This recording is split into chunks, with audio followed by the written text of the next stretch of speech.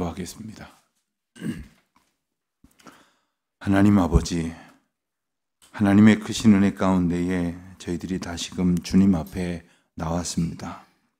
인도하심을 감사하옵고 이 시간 저희들에게 이만큼의 믿음과 또 건강을 허락하여 주신 것을 진심으로 감사드립니다. 하나님 앞에 나온다 하면서도 헛된 세상 유혹에 넘어지는 어리석음이 저희들에게 있습니다.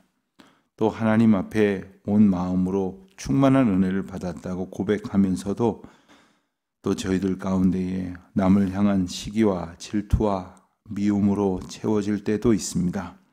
하나님 저희를 성령의 사람으로 붙들어 주시고 하나님의 영으로 충만케 하시사 주의 사랑으로 가득한 하루하루가 되게 하여 주시기를 기도드립니다.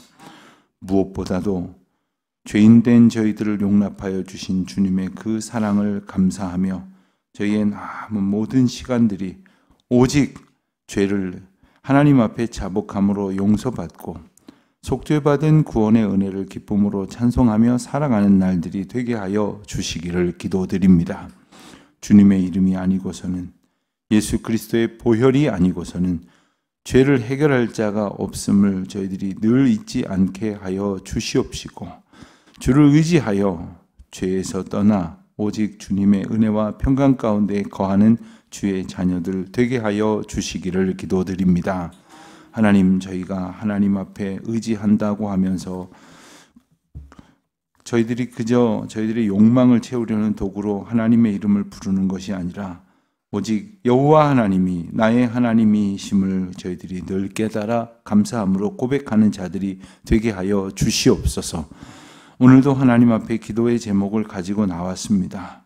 아버지 하나님, 이 제목 하나님 앞에 아뢰일 수 있게 하시는 인도하심을 얻은 것이 이미 저희들에게 베푸신 은혜임을 깨닫게 하시고 이것이 기도의 응답이며 이것이 하나님께서 역사하시기 시작하신 것임을 기억하는 저희들 되게 하여 주시기를 기도드립니다. 하나님 아버지, 도처에 재난의 소식이 있고 세계 각처에서 여전히 고통당하는 많은 지구촌 이웃들의 이야기들을 듣습니다. 하나님, 저희들이 무엇을 할 수 있겠습니까? 하나님, 전쟁 가운데 있는 이들을 불쌍히 여겨 주시옵시고 이유 없이 자유를 빼앗긴 자들을 하나님 긍휼히 여겨 주시기를 기도드립니다. 간절히 바라고 원하옵기는 이 나라 이 백성이 그러한 어려움에 처하지 않도록 주님 긍휼을 베풀어 주시기를 기도드립니다. 대통령과 위정자들이 하나님을 두려워할 줄 알게 하시고 또한 하나님께서 이 나라에 복주시고 역사하신 그 은혜가 무엇인지를 깊이 깨달아 하나님께서 다스리시는 나라임을 기억하여 오직 하나님께서 이끄시는 나라가 될 수 있도록 순종하는 자들이 가득한 나라가 되게 하여 주시기를 기도드립니다. 하나님, 특별히 하나님께서 베푸신 은혜를 따라 부르심을 얻었음을 확신하는 자들에게 용기를 더하여 주시옵소서. 하나님 앞에서 마땅히 사명을 받을 뿐 아니라 하나님이 주시는 능력을 가득 얻어 그 능력대로 주의 일에 순종하는 자들 되게 하여 주시기를 기도드립니다. 하나님, 저희에게 예배당 새로 지을 수 있는 기회 주셨으니 너무나 감사드립니다. 저희 당대에 이와 같은 은혜가 있을 줄 누가 꿈이나 꿀 수 있었겠습니까? 가운데 하나님께서 오랜 세월 전부터 예비하신 은혜를 따라 이렇게 땅을 마련하고 그리고 공사를 시작한 지 이제 한참의 세월이 흐르고 마침내 건물의 한 층 한 층이 올려져 가고 마지막 층을 이제 세우고 있습니다. 하나님, 그 안에 있는 모든 설비와 시설이 하나하나 부족함 없이 잘 구비될 수 있도록 이 준비된 공정 가운데 하나님 간섭하여 주시옵시고 저희들이 깨닫지 못하여 빠뜨리는 것이 없도록 성령 하나님 지혜로운 마음으로 저희들을 인도하여 주시기를 간절히 기도드립니다. 하나님, 예배당을 지으면서 저희들이 더욱 준비하게 하여 주시옵소서.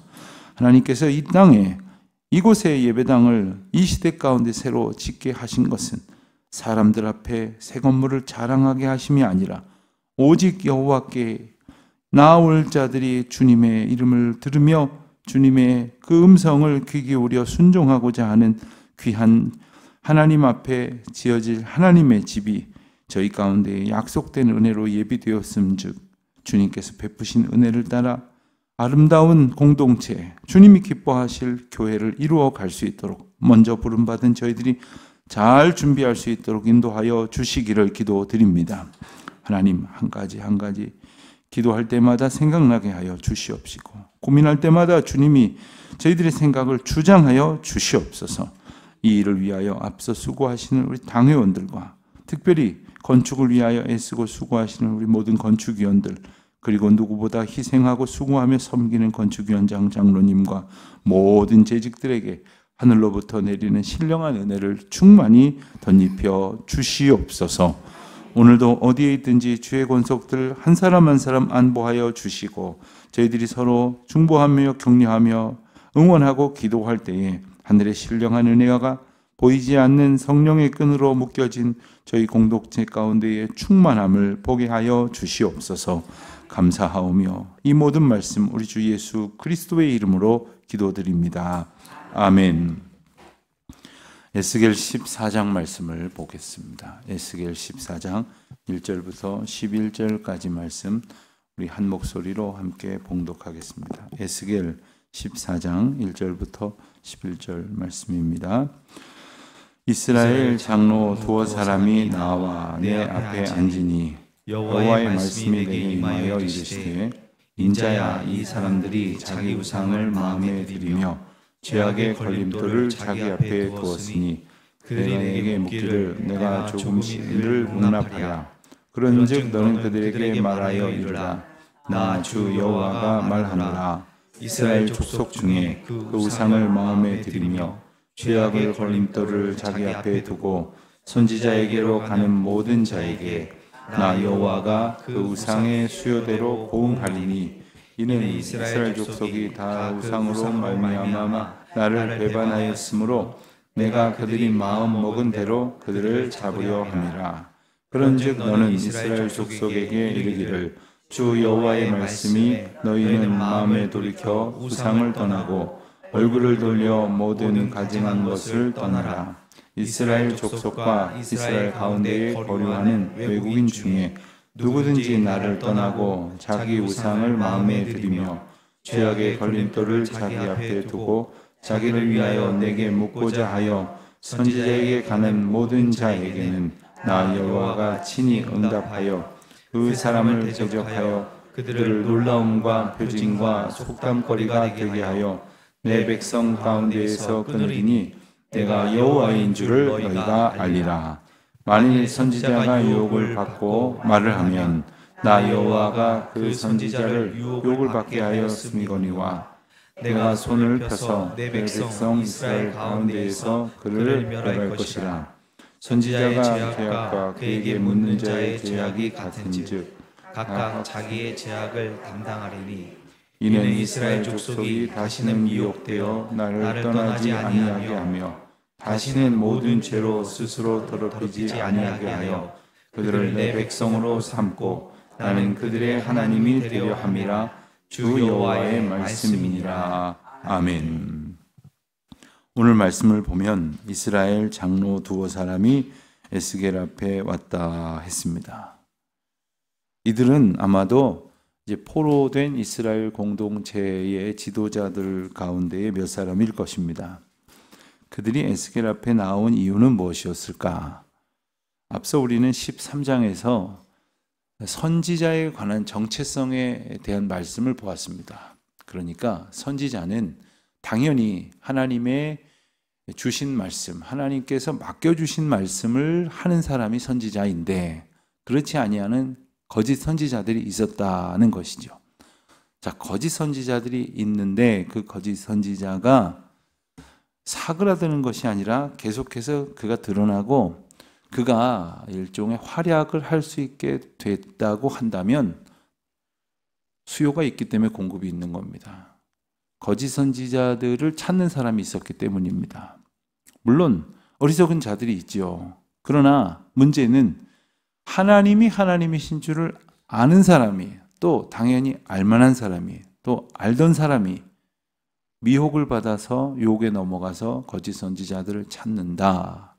라면 이게 문제이고, 그리고 그것이 어떤 일종의 메커니즘 때문에 그렇게 되었는지를 13장에서 우리가 보았습니다.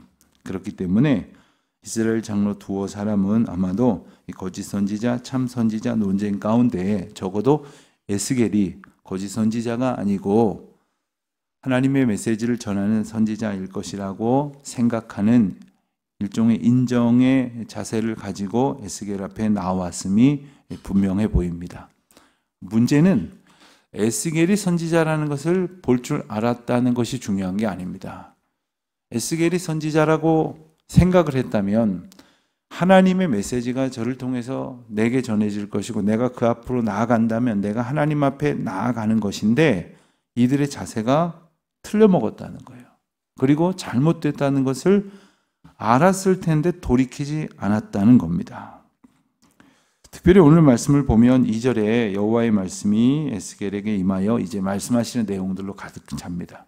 이 말씀을 준비하면서 저는 사실 이 2절 말씀이 아주 계속해서 제 마음에 자꾸 이렇게 새겨지게 되었는데, 하나님께서 에스겔에게 몇 사람의 이스라엘 장로들이 찾아온 상황 가운데에서 그들에게 전할 말씀을 주시죠. 그러니까 우리가 이 세상을 살면서 어떠한 상황을 만나든지 말을 해야 된다면 하나님께서 주신 말씀을 해야 되고, 행동을 해야 된다면 하나님께서 인도하시는 행동을 해야 되지 않겠습니까? 그러니 에스겔처럼 때에 따라서 여호와의 말씀이 내게 임하는 복을 얻어야 한다는 것입니다. 저는 여러분이 누구를 만나서 무슨 말을 할 때이든지, 어떤 장소에서 어떤 시간에 어떤 행동을 해야 할 때이든지 하나님께서 여러분에게 말씀 주시고 그 삶의 모습을 친히 인도하시고 이끄셔서 하나님이 주시는 것을 받아서 그대로 말하고 행동할 수 있는 복을 얻게 되시기를 축원드립니다. 그 복을 얻지 못하면 어떻게 되느냐? 그냥 어리석게 행동하고 함부로 말하고, 혹은 하나님이 주신 말씀이 아닌 것으로 말을 하다 보니까 그냥 자기 생각대로 말하고, 어제 본 것처럼 두어 움큼 보리, 그러니까 아주 하찮은 이득에 휩쓸려가지고 하나님이 인도하시는 대로 말하고 행동하는 것이 아니라 하찮은 것에 휩쓸려서 우리가 말하고 행동하게 될 것이라 하는 것을 늘 기억해야 됩니다. 자, 이제 하나님께서 뭐라고 말씀하시는가? 인자야, 이 사람들이 자기 우상을 마음에 들이며 죄악의 걸림돌을 자기 앞에 두었으니, 자, 이들의 형편을 말씀하십니다. 이들의 형편이 이러한데 그들이 내게 묻기를 내가 용납하겠느냐? 용납하시겠습니까? 하나님께서 어떤 심정이신지를 에스겔에게 일러주십니다. 여러분, 이런 자세를 가지고 나오는 사람들을 보시면서 하나님이 어떤 마음을 가지시겠습니까? 문제는 혹 우리가 이런 마음으로 하나님 앞에 나온 적을 없을까요?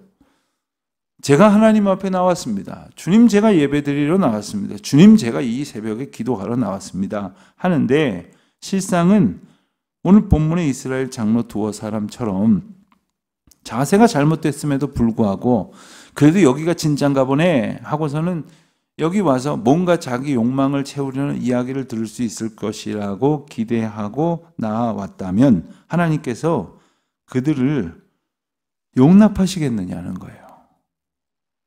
4절에 말씀하시기를 그런즉 너는 그들에게 말하여 이르라 하시면서 하나님의 메시지를 에스겔에게 분명하게 주십니다. 우선 이스라엘 족속 중에 마음의 우상을 드리며 죄악의 걸림돌을 자기 앞에 둔 모든 자에게 그 우상의 수요대로 보응할 것이다. 그 우상의 수요, 여기서 말하는 건 우상을 둔 만큼 하나님께서 갚아주겠다고 말씀을 하십니다. 그런데 참 재미난 표현이 벌써 오늘 본문에서 3절과 4절에서 반복이 되는데, 우상을 마음에 들였다. 죄악의 걸림돌을 자기 앞에 뒀다. 누가 주체입니까? 이 죄악을 저지르고 이 유혹 앞에서 유혹을 피하려고 애쓰는 사람이 아니라 그 죄악거리를 아예 앞에 두고 있는 사람들을 말합니다.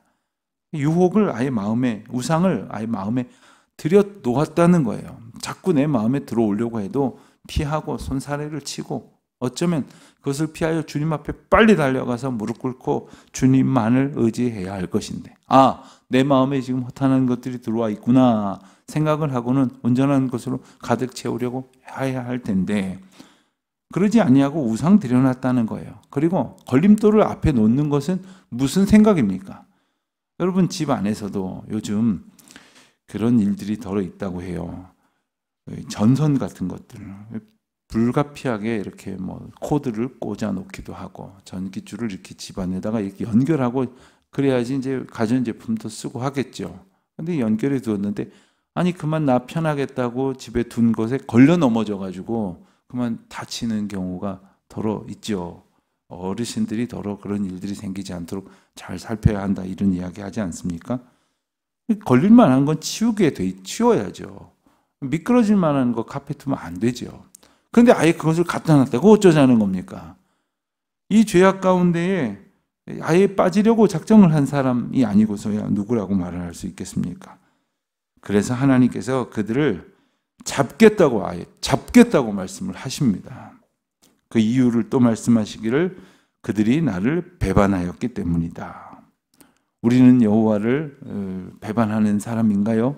찬송 가운데 우리는 주님을 늘 배반하나 주 예수는 날마다 우리를 붙드시고 용납하시는 하나님의 사랑을 찬송하기도 합니다.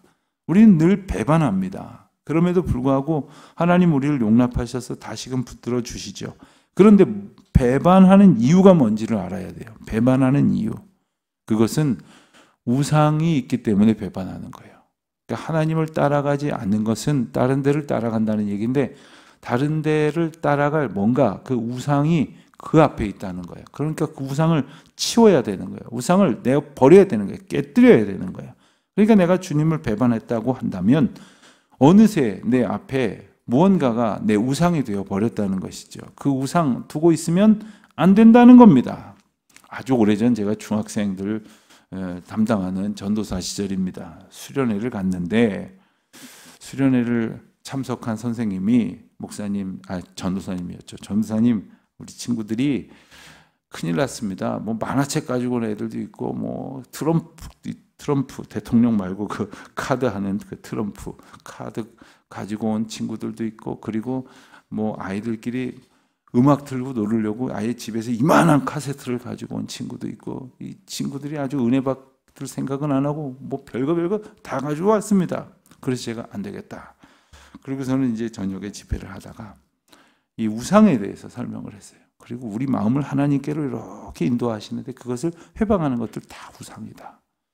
그리고서는 이제 그날 캠프파이어를 하는 날인데, 그것 중에 가지고 나와서 여기 불에 던지고, 나 이제 더 이상 이것 붙들고 살지 않겠다 하는 거 있으면 다 가지고 나오라고 했더니 별게 다 나왔어요. 담배를 가지고 온 친구도 있고, 만화책 가지고 있고, 그리고 막 이상한 잡지 가지고 온 친구도 있고, 그리고 장난감 가지고 온 친구도 있고, 그 중에 어떤 건 다 갖다 버리는데, 어떤 학생이 5,000원짜리를 하나 가져왔어요. 야, 이건 태우면 안 된다. 이거는 법상 화폐를 태우면 안 되기 때문에 이거는 일단 도로 가져가고 넌 이 마음을 기억하고 살아라. 근데 너 어떻게 5,000원짜리를 가지고 올 생각을 했니? 그랬더니 자기는 돈이 우상이래요. 언제부터 그랬니? 8살 때부터 그랬대요. 그래서 이 아이가 자기 마음을 다 알지 못하겠으나 그 마음을 깨달았다는 것 되게 중요한 거예요. 어느새 내가 하나님 바라보고 하나님께 기도하려고 하는데 이것 먼저 생각나고 이것부터 하고 싶고 하는 것들이 어느새 우리를 가로막고 있는 것인데, 우리에게는 뭐가 우상일런지를 잘 생각을 해봐야 돼요. 하나님 앞에 나아가야 되는데 뭐만 이야기하면 막 귀를 기울이게 되고 쫓아가게 되고 하는 것들이 뭐가 있겠냐는 거죠. 자, 하나님께서 명령하십니다. 6절에 그런즉 너는 이스라엘 족속에게 이르기를 너희는 마음을 돌이켜 우상을 떠나고 모든 가증한 것을 떠나라. 그렇습니다. 떠나라고 말씀하십니다. 떠나라고. 우상에게서 떠나야 되고 우상을 깨뜨려야 되고 우상을 멀리해야 된다는 거예요. 우리가 얼굴을 어디로 향하고 있는지를 보고 우리가 오직 여호와의 얼굴을 향하고 있어야 한다 하는 것이죠. 하나님은 누구든지 우상을 섬기면서 심판 앞에 놓인 사람들은 예외 없이 심판하시겠다고 이제 말씀을 7절 이하에서 하십니다.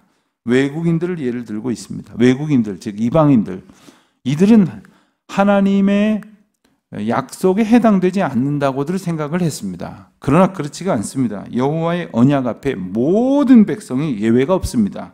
심판을 피할 수 있는 사람도 아무도 없습니다.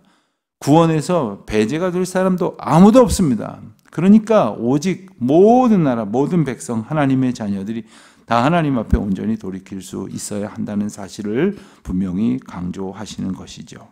8절 말씀을 보면 하나님께서 그들을 농담거리가 되게 하겠다 할 정도로 분명하게 말씀하십니다. 그들을 백성 가운데서 끊어내겠다라고 말씀을 하십니다. 그래서 여호와인 줄 그들이 알게 하시겠다 말씀을 하십니다. 심판의 이유는 구원입니다. 구원을 얻기 위해서는 하나님이 누구신지를 알아야 합니다. 우리가 날마다 구원을 경험하는 것은 곧 날마다 하나님을 아는 기쁨 안에 하나님을 온전히 알아가는 은혜 안에 거하는 것을 의미합니다. 그렇기 때문에 내가 하나님을 온전히 알면 하나님 앞에 마땅한 태도를 취하지 않겠습니까? 그런데 마땅한 태도를 취하지 않고 있다. 혹은 미혹당하고 있다. 우상을 내 마음에 들이고 있다. 걸림돌을 내 앞에 버젓이 두고 있다. 잘못할 길로 내 발로 가고 있다. 그것을 알면서도 떠나지 않으려 하고 있다. 이것은 전부 다 하나님께로부터 벗어나서 우상을 쫓고 있다는 것이죠. 9절 말씀을 보면 만일 선지자가 유혹을 받고 말을 하면 선지자가 유혹을 받고 말을 한다. 이것은 선지자가 하나님의 말씀과 세상의 유혹 앞에서 어떻게 행동을 하는지의 이 어떤 구조를 일러주시는 것이죠. 그러면 하나님께서 그 상황을 주장하고 계시지만 그 선지자로 택함을 받은 자가 이제 유혹에 넘어가 버리면 하나님께서 그들을 심판하실 것이라고 분명히 말씀을 하세요. 그러면서 중요한 말씀을 주시는데 10절에 보니까 선지자의 죄악과 그에게 묻는 자의 죄악이 같은즉 각각 자기의 죄악을 담당하리니. 묻는 자나 혹은 말하는 자나 다 일반이라는 거예요. 다 죄인이라는 거예요. 어떤 사람은 유혹에 넘어가 놓고 내가 무슨 죄가 있습니까? 저 사람이 날 유혹했기 때문에 저 사람의 죄죠 하는데 유혹에 넘어가는 것도 죄라는 거예요. 왜요? 유혹에 넘어가는 이유가 뭡니까? 주님을 붙들지 않고 있었기 때문에, 주님이 나를 붙드시는 은혜를 사모하여 주님께 손을 내밀고 있지 않았기 때문에, 주님이 우리를 붙들어 손을 잡아주시려고 손을 내밀었음에도 불구하고 우리가 다른 것에 시선을 뺏기고 다른 것을 붙들고 살아가고 있기 때문에 유혹에 넘어가는 것이죠. 그래서 거짓 선지자로 살아가는 자나 그 앞에 가서 귀를 기울이고 뭐라고 말씀하시는지 좀 일러주십시오 하는 이 모든 죄가 똑같은 무게를 가지고 있다는 것을 우리에게 분명히 일러주고 계십니다. 하나님은 하나님을 따르지 아니하고 거짓된 우상을 섬기고 미혹되어져서 걸림돌을 앞에 두고 있는 이 배반의 죄를 가볍게 여기지 않으십니다. 우리가 한평생 살면서 하나님의 은혜만을 구한다고 하는 것, 하나님의 은총만을 구한다고 하는 것은 다른 어떤 것으로도 우상을 삼지 않는 거죠. 내 마음에 들이지 않는 겁니다. 걸림돌이 될 만한 것들을 내 앞에서 자발적으로 하나님의 은혜를 사모하는 은혜 가운데에서 치워버리는 것이죠. 11절을 보면 이는 이스라엘 족속이 다시는 미혹되어 나를 떠나지 아니하게 하며, 하나님의 궁극적인 목적을 여기에 이렇게 적시하십니다. 하나님은 심판하여서 다 멸망시켜서 다 흩어버리셔서 다 아무것도 남아있지 않게 하시려는 것이 아니라 궁극적으로는 미혹돼서 하나님을 떠났던 자들이 더 이상 그렇게 되지 않도록 하시겠다는 거예요. 그러니까 하나님께서 우리를 구원하셔서 그들이 깨닫게 하시기를, 뭘 깨닫게 하신다고요? 내가 그들의 하나님이 된다는 사실, 주님이 우리의 하나님이시라는 사실을 깨닫게 하시려는 것이 오늘 우리에게 말씀하시는 엄중한 경고의 메시지입니다. 그리고 그것이 주님께서 우리에게 주시는 은혜의 핵심입니다. 그리고 심지어 세상을 때로는 심판하시는 이유가 되기도 합니다. 오늘날은 어떤 시대일까요? 저는 오늘날도 당연히 하나님의 경고와 심판의 시대다 라고 생각이 듭니다. 여러분, 요즘의 기후를 생각을 해보면 지금껏 우리가 살아온 우리나라 형편의 기후와는 너무 달라졌어요.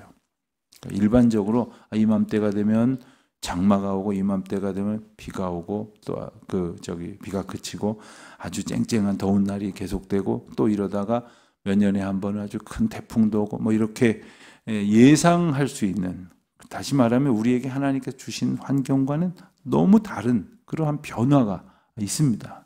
갑작스러운 그러한 사건과 사고도 일어납니다. 그게 뭘 말하는 걸까요? 갑자기 이 자연의 운행 시스템이 뭔가 잘못됐을까요? 뭔가 이제 고장이 난 걸까요? 더 이상 정상적으로 작동하지 않는 것일까요? 하나님께서 이 세상을 다스리시는데 왜 그런 재해가 있고 왜 그러한 이상이 있고 그리고 왜 뭔가 달라지는 것을 우리에게 보여주시는가? 가만히 보면 하나님께서 이 모든 사건을 통해서 말씀하시는 메시지가 있음을 우리로 듣게 하시는 것이죠. 그리고 그 이면에는 하나님의 창조 질서마저도 인간의 욕망으로 어찌 해보려고 했었던 우리의 어리석음이 있었다는 것을 깨닫게 하시려는 것이죠. 헛된 것들을 여전히 바라보면서 그것을 의지하려고 하는 우리의 연약함이 있음에도 불구하고 강하신 주님의 팔을 의지하지 않은 바로 그 죄, 오늘 우리가 회개하며 주님의 팔을 더 의지하는 저와 여러분 되시기를 축원드립니다. 하나님 아버지, 오늘도 저희에게 주신 약속의 말씀 의지하여 주님만 바라보고 주님만 붙들고 주님만 소원하며 겸손한 마음으로 살아가는 저희들이 되게 하여 주시옵소서. 이제 주님 앞에 저희들이 기도합니다. 아버지여, 저희를 불쌍히 여기시고 저희를 도와주시옵소서. 하나님의 뜻을 이루어 가실 때에 그때가 이르도록 믿음으로 견디어내는 저희들 되게 하옵소서. 예수님의 이름으로 기도드립니다. 아멘.